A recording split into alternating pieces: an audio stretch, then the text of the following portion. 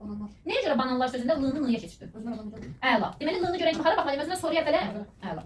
Məsəl üçün deyirəm ki, Murad.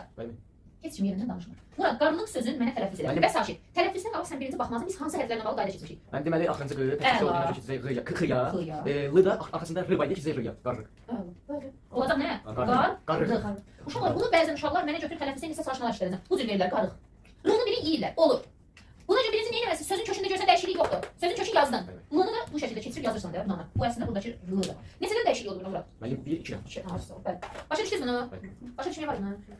Asan böyle değil mi? Asan deyə bilirəm. Yəni başa düşməyə varsa desin, başqa bir nümunə yazdırar. Sonra keçirik nəyə uşaqlar? Ç samiti. Ç samiti uşaqlar 5 hissəsi verir. 1 elə ç-nın özü. 2 k, 3 c, 4 c, 5 y. Neçə səs verir də? 5 səs verir.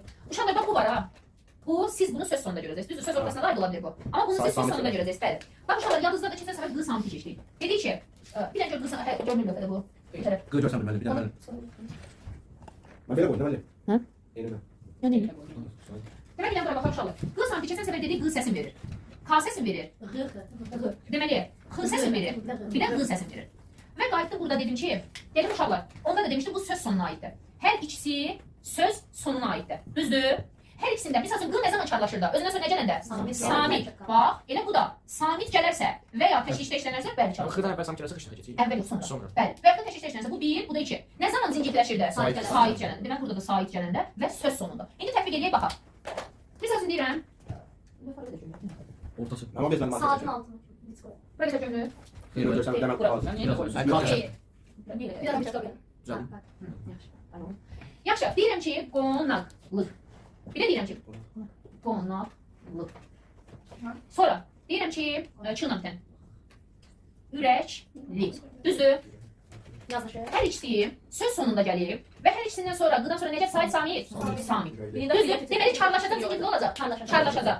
İndi baxaq, qonaqlıq sözü mənə desin, Cüsüm sən tərəf sürə. Qonaqlıq. Hər hərfi? Mənim qonaqlıq. Qonaq? Nə olacaq? Qonaqlıq. Bəli. Bu da budur da, bununla da bağlı qayda var. Bəli, neçə dəyişikliyimiz oldu?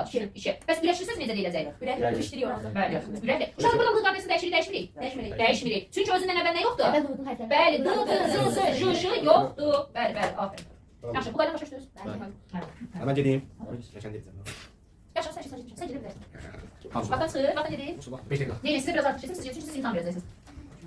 Kim imtahan verəcəksiniz sizə? İmtahan gələn verəcəksiniz. Hələ 9 sən hesablayırsan saat. Yok hiç. Sıkıca bakayım. Vaxtınız az nə qədər çox verirsə, o qədər yaxşı. Uşaqlar, mənim üçün fərq yoxdur. Mən bəzən gəzəm istirahətə. Prosta mən özüm vaxt səfər edirəm. Yaxşı. Belə ki, niyə baxacağım elə Uşaqlar, dır şəkilçisi feillərdə və adlarda. Feillərdə olduğu kimi qalır, dır kimi. Adlarda amma d-ya keçir. Adlarda feildən başqa. Bəli, feildən başqa. Ad nədir uşaqlar? Feildən başqa digər əsasın hissəndə d-ya keçir. Amma qalan məqamda dır kimi. Misal sizə verilib, Murad, qazdır. Bu hansı ilk hissəsi? Feil olanda dır olduğu kimi qalır.